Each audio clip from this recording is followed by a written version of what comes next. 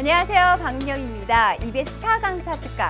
오늘은 2015 고1 3월 학력평가 심층 분석으로 함께합니다. 지난 3월 11일 학력평가가 치러졌죠. 우리 고1 학생들에게는 고등학생이 된 이후 처음 보는 전국 단위의 시험이었는데요. 첫 시험이니만큼 아무래도 긴장도 많이 하고 지금쯤이면 결과 보면서 여러 생각과 또 심적으로 많이 복잡할 것 같습니다. 그래서 이번 시간 마련했습니다. 학력평가, 우리 고1 학생들에게는 어떤 의미를 가지고 있고 앞으로 또 어떻게 공부하면 되는지 자세히 알아보도록 하겠습니다. 오늘 함께해 주실 선생님들 소개해 드릴게요. EBS 대표 강사이신 국어의 장동준 선생님, 수학의 정유빈 선생님, 영어의 김나연 선생님 나오셨습니다. 선생님 안녕하세요. 안녕하세요. 네, 아무래도 대입으로 가는 첫 발을 내디딘 우리 고1 학생들. 좀 들뜬 마음보다는 심적으로 좀 부담이 많이 될 것 같은데요. 요즘 교실 분위기는 어떤가요? 네, 확실히 이제 고등학생이 되었다는 기쁨보다는요, 3년간의 고교 생활을 갖다가 잘 보내야 된다는 그런 이제 압박감에 살짝 경직된 분위기가 이제 형성이 되고 있습니다. 저도 이제 고1 국어 수업을 들어가는데요. 제가 수업을 재밌게 하려고 이제 딱 들어갔는데 이미 경직된 분위기가 이제 만연해 있어가지고 제가 아무리 웃김을 주려고 해도 학생들이 이제 웃질 않더라고요. 아마 시간이 지나서야 좀 해결이 될 문제 같습니다. 그렇군요. 아무래도 이제 고등학생이 됐다라고 하면 부담감이 클 것 같은데 우리 고1 학생들 피할 수 없으면 즐겨라 라는 말이 있잖아요.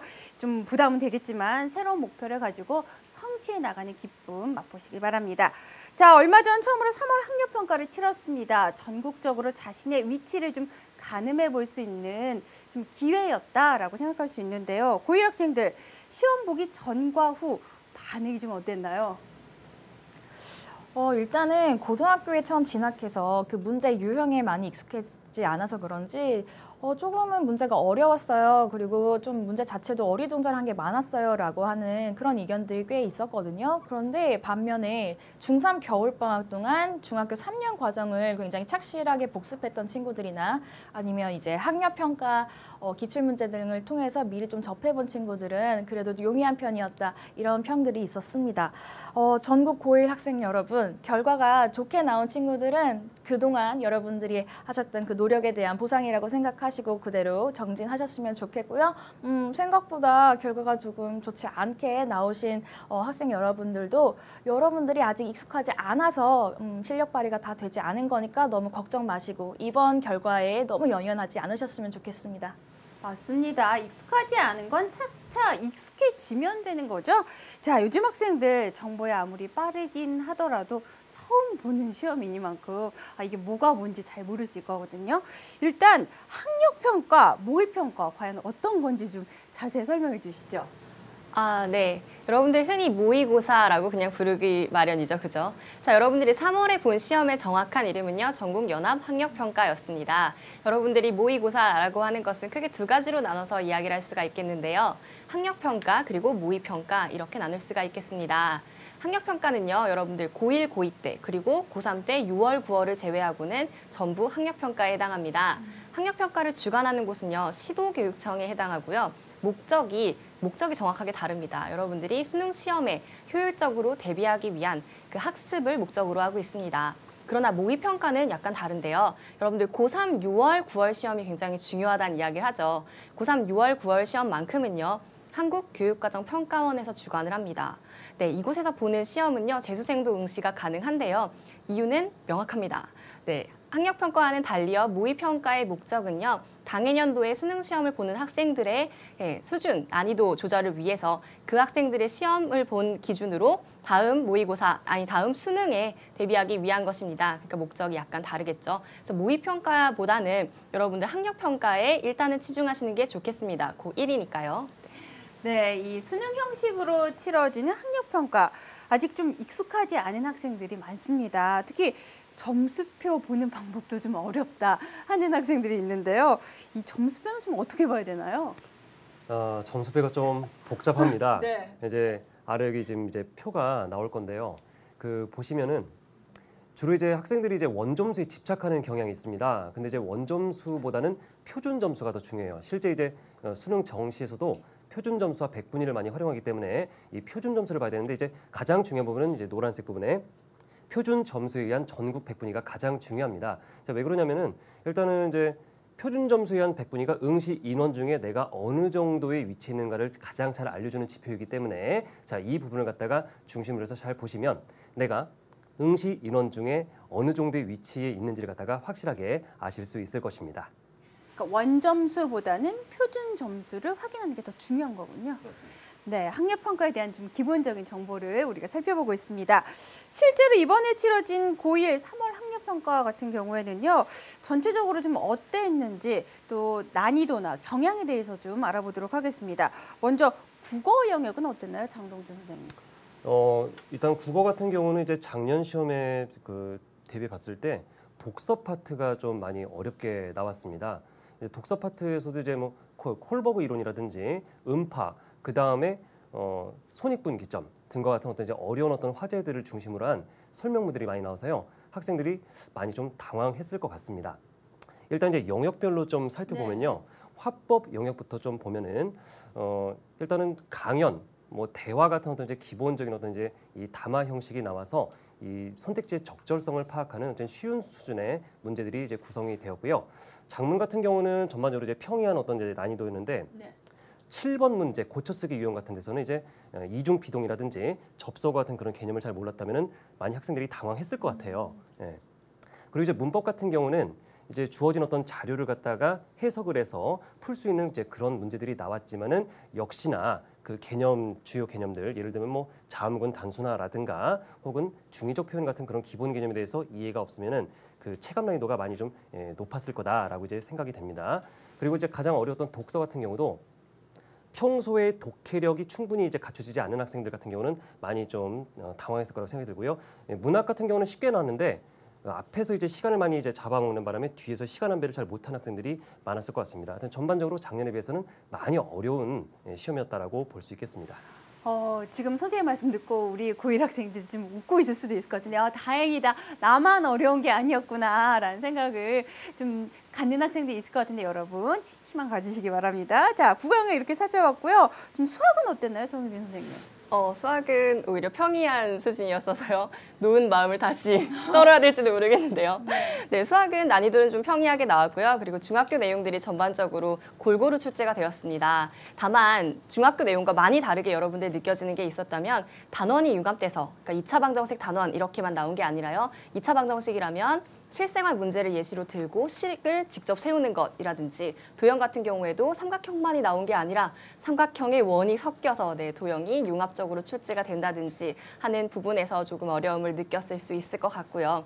난이도는 대체로 평이했으나 사실 21번 문항에서 학생들이 많은 어려움을 겪었습니다. 제가 방금 말씀드렸던 것처럼 도형이 여러 가지로 섞여서 나오는 바람에 많이 고생하셨을 것 같은데요. 상대적으로 원래 수능에서 항상 어렵게 나오는 30번은 조금은 쉽게 출제가 되었다고 보시면 되겠습니다. 그래서 여러분들 느끼셨겠지만 고등학교 수학은 계산이 단순하게 나오는 것은 확실히 줄어들었고요. 여러분들이 문제를 해석하고 이해하는 능력을 꼭 기르셔야 된다는 생각을 하셨을 것 같습니다. 네, 물론 이 중학교 영역이었지만 본인이 좀 자주 실수한 부분은 어떤 부분인지 또 문제 유형이나 좀 취약한 영역은 어떤 부분인지 우리 학생들이 좀 꼭 파악을 해야 될 것 같습니다. 영어 영역은 어떤지 좀 살펴볼까요? 자, 나연 선생님께서 좀 설명해 주시죠.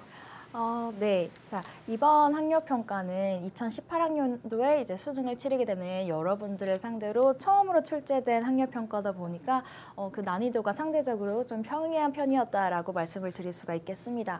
듣기 영역도 꽤 평이한 편이었고요. 특히 독해 부분에서 주제나 요지 찾기, 그리고 무관한 문장 찾기, 글의 순서나 문장 위치를 찾는 그런 문제들, 즉 그 글의 전체 맥락을 파악해야 되는 그런 이제 문제들은 상대적으로 좀 쉽게 출제가 됐고요. 어법 문제 같은 경우도 여러분들이 굉장히 어렵게 생각을 하시는데 평소에 관계대명사 what 그리고 접속사 that을 사용한 그런 문제로 좀 평이하게 출제된 편이라고 말씀드릴 수가 있겠네요.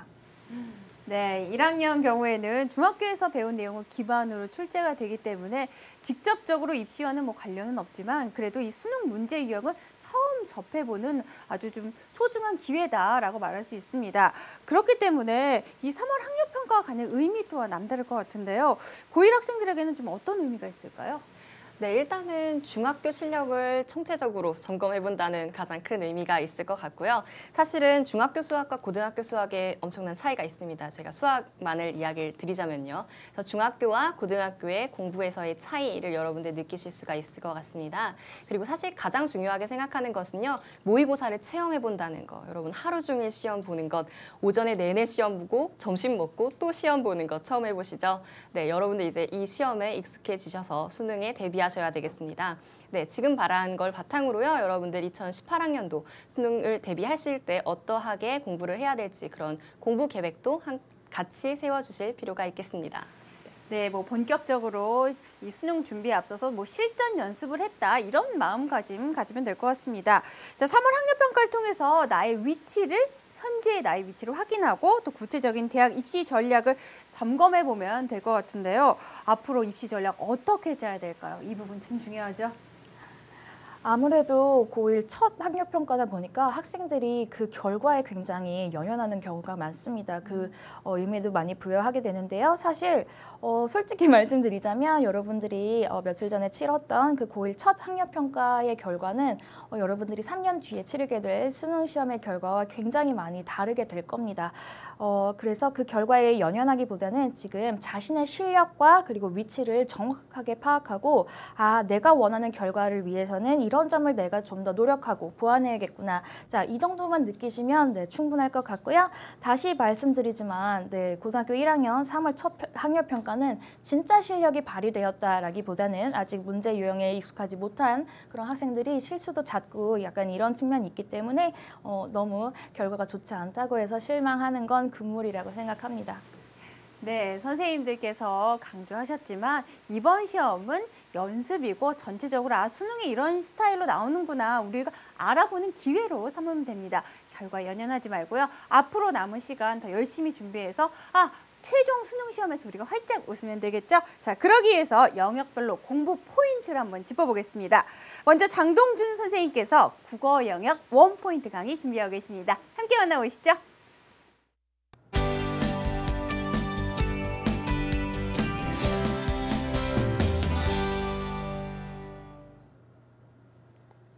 안녕하세요. EBS 국어 강사 장동준입니다. 지금부터 국어의 5 영역별로 접근법을 말씀드리도록 하겠습니다. 자, 공부 요령이에요. 자, 일단 처음에 보면은 화법, 작문, 문법. 자, 이렇게 나오죠. 일단 화법부터 먼저 보도록 하겠습니다. 화법은 2가지 사항만 좀 기억해 주시면 되겠는데요.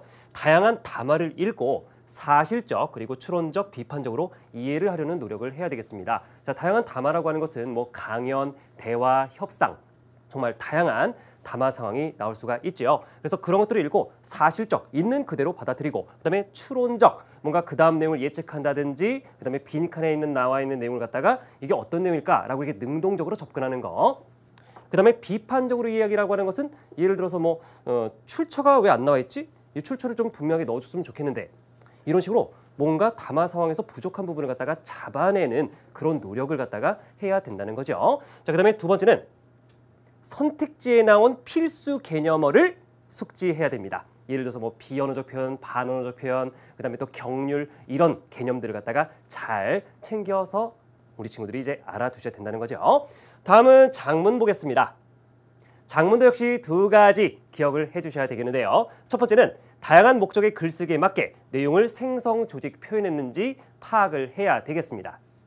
여러분들로 글 쓰라고 하는 게 없죠. 그러니까 이미 나와 있는 글을 가지고 여러분들이 그것의 적절성을 갖다가 잘 파악해 주시면 되는 것입니다. 근데 다만 작문에서 어려운 유형이 바로 고쳐쓰기 유형이에요.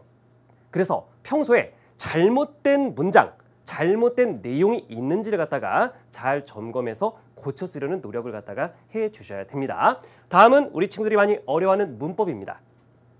문법도 역시 2가지 사항을 기억해 주시면 되겠는데요. 첫 번째는 문법 기본 이론에 대한 이해가 되겠습니다. 무조건 암기만이 능사가 아니죠. 자, 이미 문법 내용은 보기에다 주어집니다. 근데 우리가 이제 왜 그런 문법 기본 이론에 대해서 알아야 되냐면 자료에서 보기에서 아무리 나온다 할지라도 우리가 미리 알고 있지 않으면 그걸 갖다 해석하는데 시간이 많이 걸려요. 그러면 뒷부분을 풀 때 시간 안배가 잘 안 됩니다. 그래서 기본적으로 문법 기본은 우리가 알고 있어야 되고 그리고 그것을 계속 반복해서 이론에 익숙해지는 것이 무엇보다 중요하다. 이렇게 말씀드릴 수 있겠습니다. 다음은 자, 독서입니다. 최상위권의 어떤 이제 변별점이죠. 독서인데, 자, 독서 같은 경우는 4가지 포인트가 있습니다. 첫 번째는 문제와 선택지를 훑어보고 지문 독해 시 어떤 부분에 중점을 두어 읽을지를 생각하자입니다. 처음부터 바로 지문 들어가지 마시고 일단 문제를 통해서 이러한 문제들이 있구나. 그러면 내가 어느 부분에 좀 더 중점을 두어서 읽어야 되겠구나 라는 것을 갖다가 생각해 주시면 되겠고요. 자, 그다음에 두 번째는 글의 화제가 무엇인지 파악하는 겁니다. 그래서 대부분 보면 주로 첫 문단의 화제가 많이 나오는데요. 화제를 꽉 잡고 쭉 읽어 내려가야 됩니다. 그래서 세 번째 보면 각 문단의 핵심 정보를 체크합니다. 이 핵심 정보는 앞에서 나왔던 화제에 대한 속성, 화제와 관련된 것에 대한 속성, 그다음에 화제에 대한 글쓴이의 생각 이런 것들이 나옵니다. 그래서 그런 것들 갖다가 정보를 잘 체크하셔야 되고요. 마지막으로 문제를 풀 때 정답의 근거는 지문에 있음을 잊지 말아야 되겠습니다. 그래서 1:1 연결, 자 1:1 연결로 모든 문제를 다 풀 수가 있습니다. 선택지는요. 지문의 내용을 바탕으로 구성이 되었다는 것을 절대 잊지 말아야 될 것입니다. 마지막으로 포인트 세 번째죠. 문학입니다. 자, 문학 같은 경우는 일단 첫 번째로 보기를 통해서 바로 지문 들어가지 말고요. 일단 보기가 있는지 보세요. 그러면 그 보기에 보면은 문학 작품을 갖다가 원활히 해석할 수 있는 그런 도움 자료들이 있을 수 있습니다. 작가 정보라든지 뭐 시대 상황이라든지 또는 그 작품에 대한 어떤 새로운 관점이라든지. 그래서 보기를 통해서 문학 작품을 감상하는 데 도움이 되는 내용을 찾습니다. 이걸 가지고서 문학을 해석하면 아주 쉽게 해석이 될 수가 있어요. 두 번째는 문학은 내재적 관점으로 감상하자. 이제 우리가 이제 막 부담감이 있습니다. 이 시의 어떤 시대 상황도 알아야 될 것 같고 작가에 대한 내용도 알아야 될 것 같고 하지만 그냥 문학 그 자체로 들어가서 감상하는 게 좋습니다. 예를 들어서 시라고 한다면 그냥 시의 화자가 누군지 파악하고 화제의 상황이 어떤지 파악하고 그 화자가 그러한 상황에 대해서 어떤 정서와 어떤 대응 방식을 가지고 있는지 그것들을 갖다가 능동적으로 파악하려고 노력하시면 되겠습니다. 세 번째는 문학도 독서처럼 정답의 근거가 지문에 있다. 그래서 뭔가 새로운 어떤 배경 지식을 요구하지 않는다는 거예요. 무조건 문학도 독서처럼 그 선택지의 근거, 정답 선택지의 근거를 갖다가 지문에서 작품에서 찾는 노력을 해야 되겠습니다. 1:1 연결로 다 풀린다는 얘기예요. 마지막으로 선택지에 나온 필수 문학 개념어들이 있습니다. 의식의 흐름 기법, 감각의 전이, 자 이런 거와 같은 다양한 문학 개념어들을 갖다가 반드시 잘 숙지를 해야만 그런 용어들을 만나도 당황하지 않을 수 있겠죠. 자 이렇게 해서 우리 친구들 제가 말씀드린 이 정도 포인트만 잘 기억하신다면 크게 국어 영역을 대비하는 데 어려움이 없을 거라고 생각합니다. 지금까지 EBS 국어 영역 강사 장동준이었습니다. 감사합니다. 네, 국어 영역에서도 분야별로 어떻게 공부하면 좋을지 자세히 짚어주셨는데 여러분 메모 잘하고 계시죠? 혹시 놓친 부분이 있다면 EBS 아이 사이트에서 다시 확인할 수 있으니까요. 꼭 확인하시고요. 지금부터는 눈 번쩍 뜨고 메모하면서 꼼꼼히 확인하시기 바랍니다. 자, 학력평가나 모의평가를 통해서 최종 목표인 우리의 수능을 준비할 수 있습니다. 그럼 수능을 준비하기에 앞서서 이 학력평가는 어떻게 준비하면 좋을까요? 장동준 선생님, 일단 수능 보기 전에 학력평가부터 준비를 해야 될 텐데 이 시험도 사실 오늘 처음 봤기 때문에 쉽지가 않거든요. 네, 장동준 선생님께서 좀 자세히 설명해 주시죠. 네, 일단은 이제 학력평가도 이제 실제 수능과 비슷한 어떤 이제 문제 유형으로 이제 구성이 되어 있잖아요. 가장 중요한 것은 역시 기출문제 분석이죠. 근데 이제 기출문제를 이제 푼다고 해도 많은 학생들 같은 경우는 그냥 정답만 체크하고 이제 넘어가는 경우가 많은데요. 그렇게 하면 절대 안 됩니다. 자, 선택지 1번부터 5번까지에 나와 있는 선택지들 갖다가 꼼꼼하게 분석을 해 주셔야 됩니다. 왜냐하면 그 국어 문제 유형을 보면 크게 이제 적절한 것과 적절하지 않은 것은 이제 두 개로 나뉘거든요. 그래서 이 선택지의 적절함을 갖다가 지문에서 이제 근거를 찾아가지고 그게 적절한지 선택지의 내용이 적절한지 적절하지 않은지를 갖다가 꼼꼼하게 분석하는 습관을 길러야 됩니다. 그렇지 않으면 감에 의존해서 정답을 갖다가 체크하는 경우가 많이 생기거든요. 그래서 이제 그렇게 선택지 분석이 중요한데 또 정답 선택지만 분석하는 친구들이 있습니다. 자, 실제 우리가 연습할 때는 정답 선택지뿐만이 아니라 오답 선택지도 같이 분석하는 그런 습관을 길러야 되겠습니다. 물론 시간이 많이 걸릴 거예요. 그래도 하나하나 차근차근 문제를 분석하다 보면은 문제를 보는 힘이 확실히 커질 거라고 생각이 됩니다. 그러니까 입지 분석이 정말 중요한 거군요. 그리고 그렇죠. 처음부터 끝까지 꼼꼼하게 분석해야 된다는 점 강조해 주셨습니다. 자, 앞으로 고1 학생들의 학력평가 일정이 쭉 남아 있습니다. 일정이 어떻게 되는지 우리 정유빈 선생님께서 좀 알려주시죠. 네. 자, 여러분들 3월 11일 학력평가는 이제 지나갔죠. 여기는 주관이 서울시 교육청이었었는데요. 범위도 중학교 전범위였습니다. 자, 이제 다가오는 세 번의 올 한 해 있을 학력평가에 대해서 여러분 열심히 대비를 하셔야 될 텐데요. 첫 번째로 다가오는 시험은 6월 목요일에 치러지는 시험입니다. 여기는 부산광역시 교육청에서 주관을 하고요. 범위가 중요합니다. 사실 수학은 6월까지 배운 범위에 준하여라고 나오지만 정확한 범위가 있거든요. 그래서 수학 1에 두 번째, 방정식과 부등식까지에 해당하게 되고요. 그 다음은 9월에 보는 학력평가가 있습니다. 2015년 9월 2일에 보게 될 것이고요. 인천에서 주관하게 됩니다. 자, 수학원 전범위 다 들어가고요. 그리고 수학 2에서는 첫 번째, 집합과 명제까지 들어가게 됩니다. 계속해서 누적이 되고 있죠. 그렇죠? 마지막으로 보는 11월은요. 2015년 11월 17일 화요일 날 보게 되고요. 경기도교육청에서 주관을 합니다. 이 시험도 마찬가지로 수학 1은 전범위에 다 들어가게 되고요. 수학 2는 세 번째 단원 수열까지 들어가게 됩니다. 네, 바로 다음 학력평가가 6월이네요. 사실 6월이면 얼마 남지 않았잖아요. 그렇다면 이 6월 학력평가를 어떻게 준비하면 되는지 지금부터 영역별로 자세히 알아보도록 하겠습니다. 먼저 국어부터 좀 알려주시죠, 선생님. 네, 학력평가가 이제 실제 수능 유형과 이제 비슷하게 나오잖아요. 근데 이제 이미 우리 친구들도 이제 풀어봐서 알겠지만은 이 학력평가라고 하는 것이 단기간에 내신 준비하듯이 이렇게 이 단기간에 점수를 올릴 수 있는 이제 그런 영역이 아닙니다. 실제로 이제 국어의 기본 능력을 갖다가 충실히 닦아야만 되는데요. 그래서 하루에 일정량 국어 공부를 꾸준히 해주셔야 됩니다.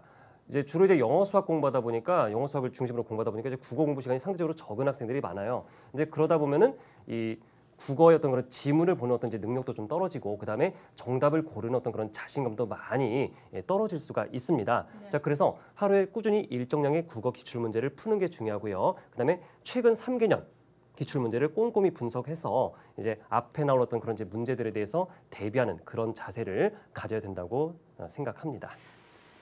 네, 정말 좀 꼼꼼하게 공부하고 처음부터 끝까지 차분히 차근차근 공부하는 습관이 가장 중요할 것 같습니다. 자, 이번에는 좀 수학 살펴볼까요? 정유빈 선생님, 수학 공부는 어떻게 해야 될까요?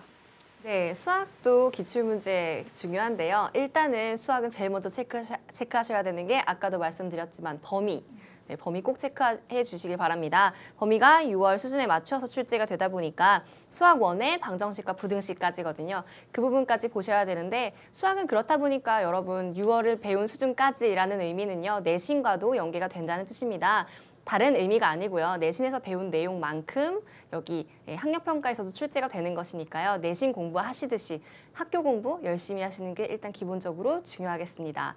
그리고 기출문제를 꼭 보셔야 되는데요. 기출문제 같은 경우에도 새 교육과정으로 바뀐 게 여러분들의 한 학년 선배들부터거든요. 그러니까 작년도 기출문제를 특별히 열심히 살펴보셨으면 좋겠습니다.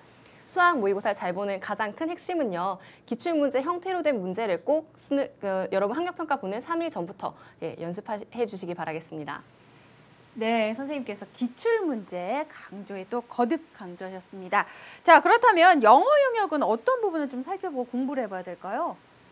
앞서 지금 국어 선생님 그리고 수학 선생님께서 기출문제의 중요성에 대해서 굉장히 많이 말씀해 주셨는데 지금 방송 보고 있는 친구들도 아시다시피 영어 과목은 과목의 특성상 학력평가 같은 경우에는 기출문제에 그렇게 크게 비중 두지 않으셔도 좋고요. 그 대신에 이번 3월 학력평가를 토대로 내가 어느 영역에 어떤 부분에서 부족했는지를 최대한 자세히 파악을 해보실 필요가 있습니다. 예를 들자면 내가 듣기에 좀 취약하다. 그런데 듣기 중에서도 그림 설명에 그런 이제 지문에 취약하다든가 혹은 이제 두 사람의 대화에서 벌어지는 그런 상황 파악하는 게 조금 부족하다 하는 그런 친구들은요. 그 유형에 맞게 내가 부족한 유형에 맞게 좀 듣기 훈련을 하셨으면 좋겠고요.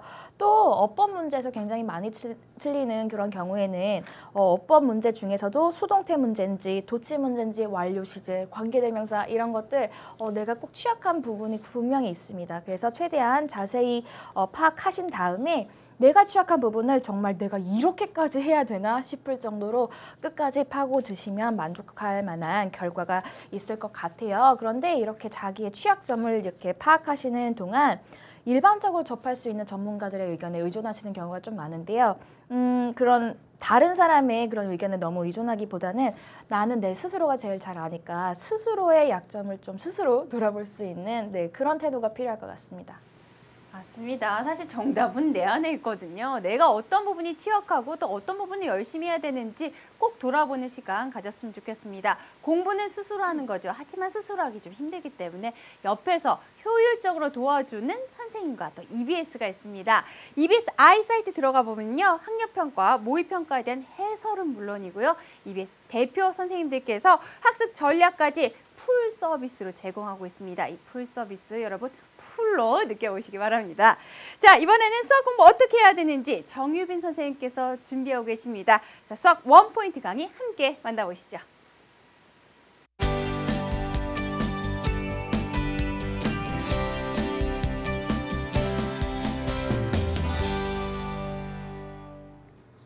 네, 안녕하세요. EBS 수학 영역 정유빈입니다. 확실히 이 자리가 편하네요. 자, 여러분들 고등학교 입학하시면서 수학에 대한 큰 꿈을 많이 꾸시고 있으실 거라 믿고 있습니다. 그러면서 공부 방법에 대해서도 많은 고민을 하고 계실 텐데요. 제가 딱 3가지만 간추려서 여러분들에게 포인트를 짚어드리도록 하겠습니다. 네, 첫 번째로 여러분들에게 말씀드리고 싶은 것은요. 개념과 문제의 조화입니다.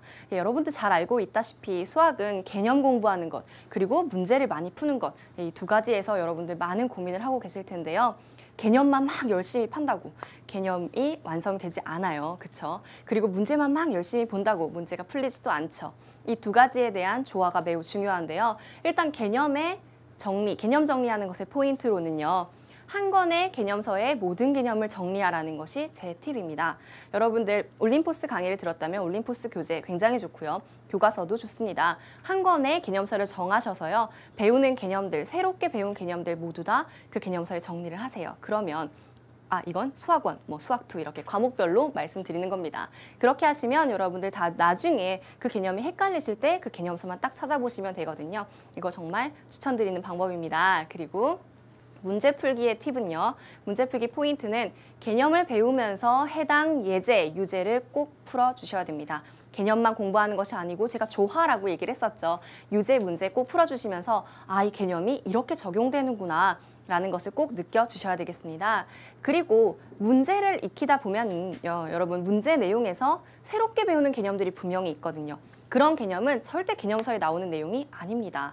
더 심화된 개념이니까요. 그런 개념은 어디다 다시 정리하셔야 되죠? 다시 개념으로 돌아갑니다. 개념서로 다시 돌아가셔서 다시 정리해 주시고 또 다시 문제로 돌아오시고 계속해서 무한 반복이 되겠죠. 이 2가지 꼭 염두에 두셔야 되겠습니다. 네, 그리고요. 수학 공부 습관 만들기. 저희 국어 선생님, 영어 선생님도 계속 강조하고 있는 것일 텐데요.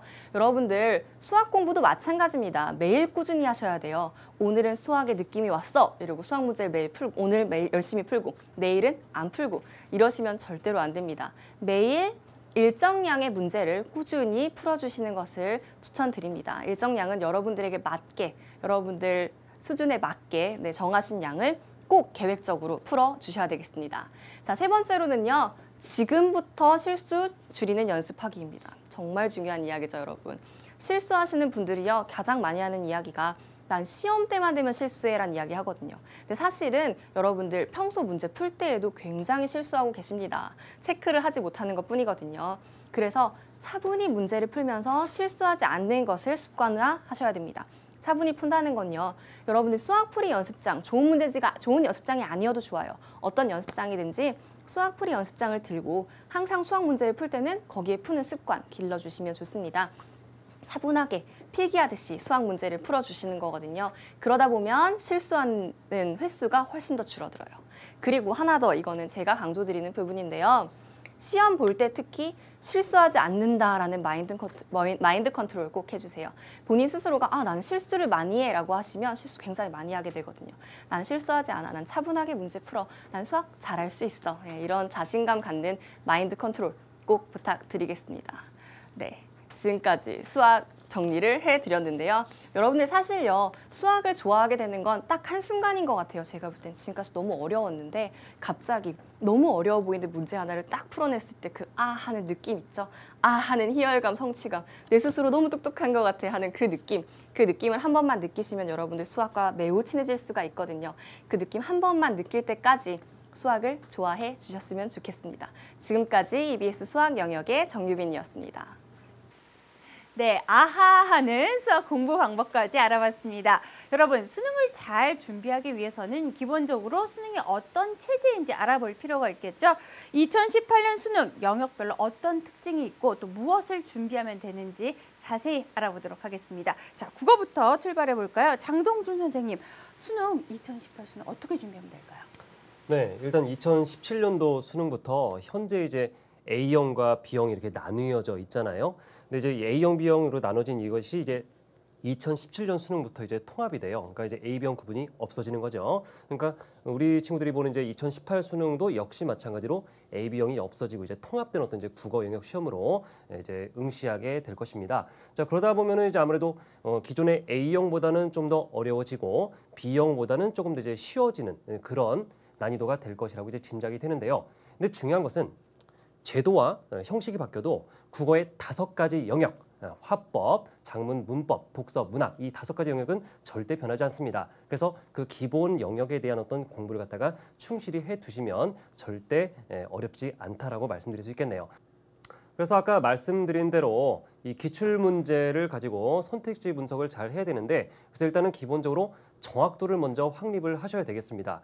이제 조급한 마음에 이제 어떤 실전 훈련부터 바로 들어가는 친구들이 있는데요. 일단은 선택지 분석을 꼼꼼하게 해서 문제 정답률을 최대한 끌어올린 다음에 그 다음에 80분 안에 45문제를 충실하게 풀어낼 수 있는 그런 이제 훈련을 갖다가 하셔야 되겠습니다. 그러니까 정확도가 먼저고 그 다음에 스피드가 나중이다라고 이렇게 생각해 주시면 되겠고요. 그 다음에 기본 개념이 잘 갖춰지지 않은 학생들 같은 경우는 EBS 강좌를 통해서 확실하게 기본 개념을 다지고 그다음에 정확도를 쌓고 그다음에 시간 분배 훈련을 하시기 바랍니다.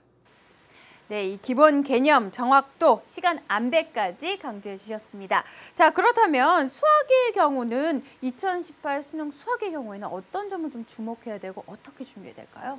네, 수학 여전히 수능이 중요할 텐데요. 여러분들 가장 크게 변화하는 게 한 가지 있죠.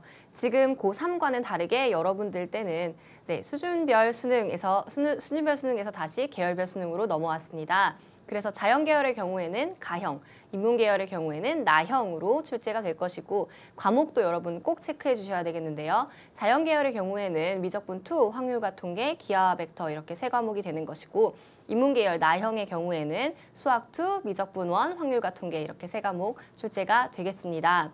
여러분들 이 출제 과목 확실히 보셔야 되겠고요. 그리고 수능을 잘 보는 팁, 첫 번째는 당연히 기출문제에 대한 분석이 필요할 텐데요. 여러분들 교육과정이 바뀐 이후에 2017 학년도 수능 문항은 특별히 분석을 하셔야 되겠습니다. 교육과정이 바뀌다 보니까 새로운 문항이 출제될 가능성도 있다고 보셔야 되겠거든요. 그래서 여러분 현 고2가 보는 수능 꼭 열심히 분석해 주셔야 되겠고요. 이전에 봤던 수능은 중요하지 않냐? 절대 아니겠죠. 중요한 주제는 여러분 반복해서 또 나오기 마련입니다. 기출이 가장 중요하니까 기출 분석을 꼭 해주셨으면 좋겠습니다. 그리고 개념 노트, 오답 노트 이런 개념 정리한 것, 그리고 오답 노트는 문제 풀고 틀린 부분을 다시 정리한 것, 이런 것들을 여러분 그런 노트를 확실히 정리해 두시고 항상 필요할 때마다 꺼내보는 습관 들였으면 좋겠습니다. 네, 수학까지 알아봤습니다. 자, 영어 좀 살펴볼 텐데요. 영어의 경우에는 고1 학생들의 대입을 치르는 2018 이 수능부터 바뀌는 부분이 있다고 합니다. 이 부분 좀 자세히 알아봐야 될 것 같은데요. 김나연 선생님, 좀 자세하게 알려주시죠. 네, 그동안 실질적인 이제 영어 활용 능력, 그러니까 의사소통 중심의 그런 이제 영어 학습이 계속 강조되어 왔죠. 그런데 불구하고 내신 시험하고 그리고 수능 시험 모두 다 상대평가 방식을 취하고 있었습니다. 그래서 학교 현장에서는 아무래도 문제풀이 위주의 그런 이제 파행적인 영어 수업이 이루어질 수밖에 없었는데요. 그래서 이제 교육부에서는 이렇게 상대적 경쟁보다는 좀 더 실질적인 의사소통 중심의 수업의 토대를 좀 마련하고자, 그리고 그동안 과열됐던 교육을 좀 잠식시키는 의미도 있고요. 학생들의 학업 부담을 좀 줄여주기 위해서 2018학년도 수능 시험에서 영어 영역은 이제 절대평가 방식을 도입하게 되었습니다. 자, 그런데 절대평가가 되면 뭐 크게 변별력이 떨어져서 그 난이도도 굉장히 쉬워지고 그래서 다른 영역에 훨씬 더 많이 치중해야 될 것 같다라고 이제 생각하는 친구들이 있는데 그런 의견은 약간 보류하셨으면 좋겠습니다. 절대평가가 도입된다고 해서 그 시험이 꼭 쉬워진다는 의미는 아니거든요. 그냥 몇 문제 틀렸다고 해서 실수로 등급이 낮아지는 것, 이것을 방지하는 게 절대평가의 목적이지 그 문제 자체를 쉽게 내는 그런 의미는 아니기 때문에 여러분들 좀 유의하셨으면 좋겠고요. 그리고 특히 중상위권 학생들의 경우에는 아무래도 1등급 확보가 정말 필수적입니다. 그래서 오히려 그 전보다 조금 더 최저 등급이라든가 이런 부분에서 좀 더 부담을 느낄 수 있기 때문에 네, 앞으로도 영역에 계속 신경을 써 주셔야 될 것 같아요. 네, 2018학년도 수능에 관련해서 좀 자세하게 알아봤습니다. 계속해서 원포인트 강의로 다시 돌아가 보도록 하겠습니다. 영어가 남아있죠? 자, 영어는 어떻게 공부하면 될까요? 김나연 선생님이 준비하고 계십니다.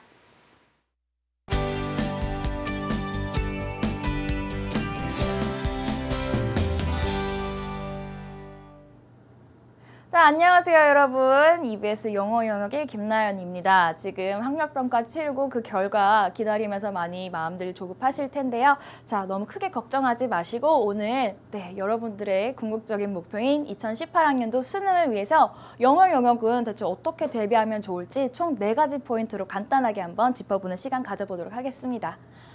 자, 첫 번째로 중요한 것은 바로 문제 유형을 철저하게 파악하고요. 그 유형별로 걸리는 소요 시간을 정확하게 배분할 수 있어야겠죠.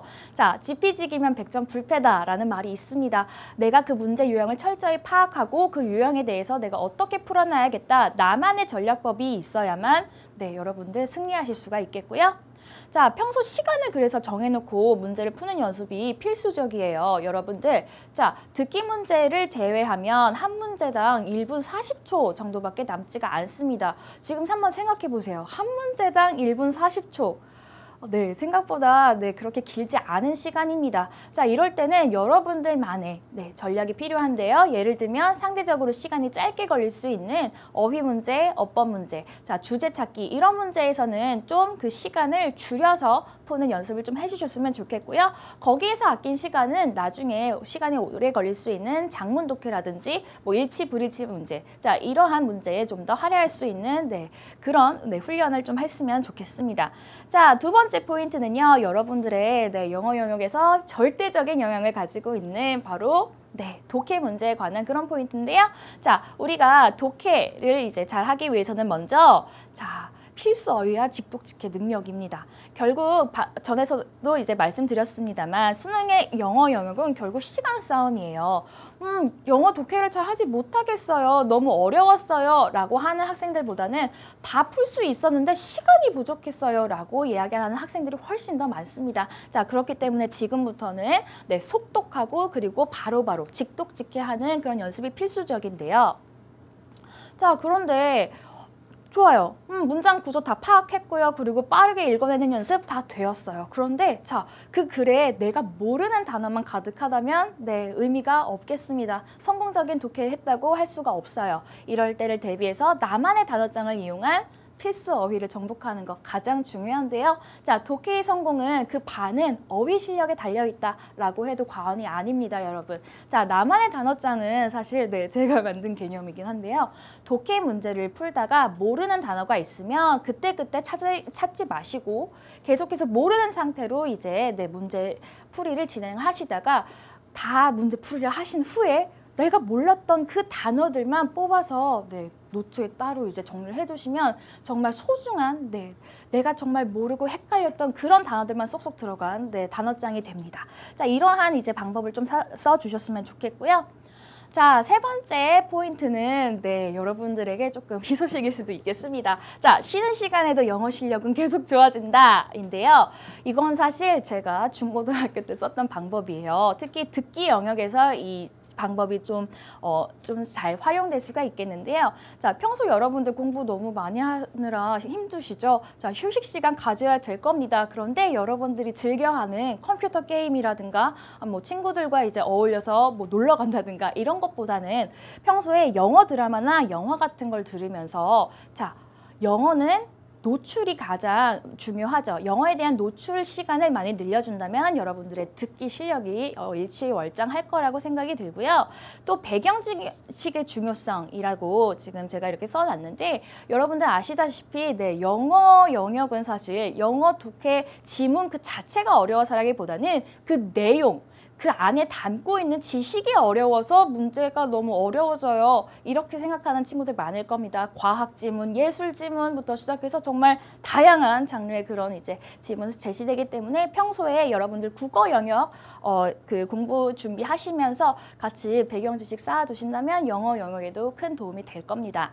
자, 마지막 네 번째 포인트예요. 취약점은 자세히 파악한다. 최대한 자세하면 자세할수록 좋아요. 앞서 언급해 드렸듯이 자, 듣기에서는 내가 독백에 약한지 대화에 약한지 묘사에 약한지 또 독해 같은 경우는 어떻습니까? 아, 나의 문제는 문장 구조 파악하는 게 문제구나. 아니야, 나는 구조는 참 잘 파악하는데 어휘가 너무 부족해. 자, 어법 같은 경우는 내가 시제가 참 많이 헷갈리는구나. 수동태, 토치, 관계사 이게 다 무슨 말이란 말인가. 자, 이러한 자기가 혼자서 자기만 취약하다고 느끼는 그런 부분이 항상 누구나 다 있어요. 자, 취약점은 최대한 자세히 파악을 해서 그 유형별로 잘 정리가 되어 있는 그런 개념서라든가 문제집이 있습니다. 그래서 자, 유형별로 좀 자세하게 좀 취약점을 보완하신다면 훨씬 더 좋은 결과가 있을 거라고 생각이 드네요. 지금까지 영어 영역의 김나연이었습니다. 네, 영어 공부 방법까지 알아봤습니다. 사실 신입생이 힘든 이유가 달라진 환경과 또 바뀐 학습체이기 때문인데요. 중학교, 고등학교 좀 어떤 점이 다른가요? 이미 학생들은 알고 있을 거예요. 이제 중학교 공부와 고등학교 공부의 가장 큰 차이점이란다면 이제 교과의 난이도겠죠. 이제 고등학교 올라가면 이제 과목 수도 많아지고요. 그래서 예전에 중학교 때는 좀 이제 적은 노력으로도 쉽게 성취를 거둘 수가 있었다면은 고등학교 올라서는 보통 노력으로 본인이 원하는 성취를 이제 거두기는 힘들 것입니다. 그리고 또 이제 수시 체제가 강화되다 보니까 교내에서 하는 활동이 엄청나게 많아요. 뭐 동아리도 있고요, 뭐 상장을 받기 위한 어떤 그런 대회들도 많고요.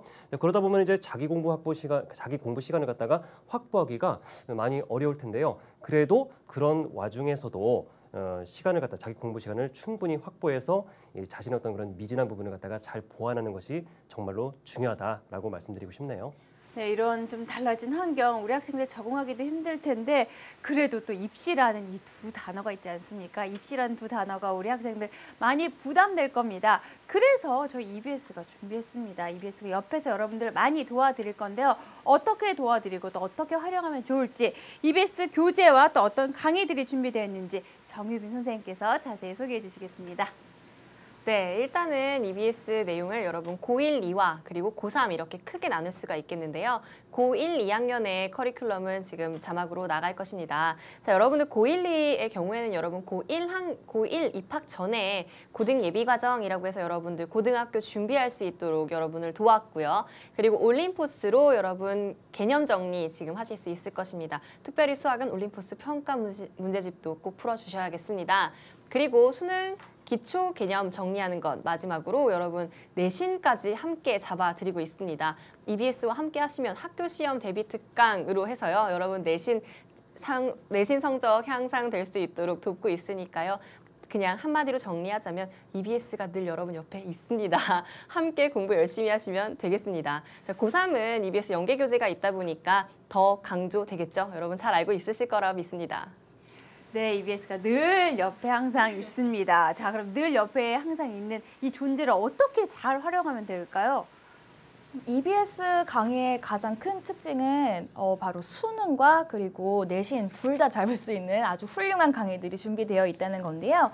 자, 일단은 중하위권 학생들의 경우에는 왕초보 개념 정리 그리고 고등 예비 과정 이런 것들 각 영역별로 준비가 되어 있습니다. 그래서 내신 준비라든가 그리고 다음에 있을 학력 평가를 준비하기 전에 기초부터 좀 탄탄히 좀 다져주는 게 좋을 것 같고요. 그 다음에 좀 내신 대비 특강이라든가 이러한 강의를 통해서 내신에도 같이 힘써 주셨으면 좋겠습니다. 자, 지금 기초가 아주 탄탄하게 다져져 있는 중상위권 학생들의 경우에는 올림포스 시리즈가 굉장히 좋을 것 같아요. 그죠? 자, 국어나 영어는 지금 올림포스 영역별로 지금 교재가 준비되어 있는 걸로 알고 있고요. 그리고 특히 수학 같은 경우에는 평가 문제집까지 준비되어 있습니다. 자, 강의 잘 활용하시고 네, 여러분 소기의 목적을 꼭 이루시길 바라겠습니다. 네, 우리 선생님들의 조언 진심으로 우리 학생들이 잘 받아들일 것 같습니다. 그런데 우리가 오늘 너무 처음 보는 학력평가 얘기, 입시 얘기, 수능 얘기만 했습니다. 마지막으로 우리 학생들 잘할 수 있도록 격려 한마디씩 해주시죠. 네, 여러분들 이제 의지가 활활 이렇게 타오르고 있을 텐데요.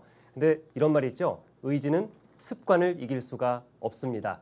좋은 공부 습관을 만들어서 결국 최후의 마지막 수능 시험에는 여러분들이 최후의 승리자가 되었을 거라고 저는 확신하거든요. 끝까지 최선을 다해 주시고 하루하루 후회 없는 그런 시간들을 만들어 가시기 바랍니다.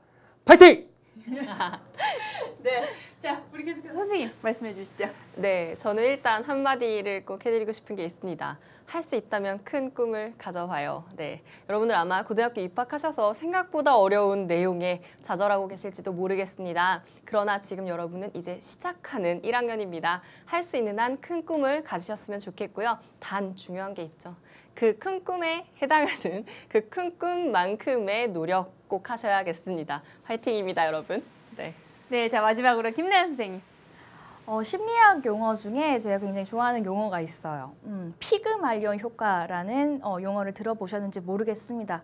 자, 사람은 누구나 자기가 그리는 대로 닮아간다고 하죠. 여러분 지금 현재 상태가 어떻든지 간에 희망 절대 잃지 마시고 궁극적으로 나는 이런 모습으로 이렇게 살 거야 라는 그런 생각 끊임없이 갖고 계시면 나도 모르게 그 꿈에 한 발 한 발 다가가고 있을 겁니다. 여러분 끝까지 놓지 마시고 끝까지 정진하셨으면 좋겠습니다. 화이팅! 네, EBS 스타 강사 특강 2015 고1 3월 학력평가 심층 분석 이제 마칠 시간입니다. 오늘 함께해 준 선생님 진심으로 감사드립니다. 네, 우리 고1 학생 여러분 시작은 처음에 한 걸음부터입니다. 아주 작은 첫 걸음부터 차근차근 해내다 보면 여러분이 원하는 목표 이룰 수 있습니다. 그 곁에 늘 EBS가 있겠습니다. 함께해 주신 여러분 진심으로 감사드립니다.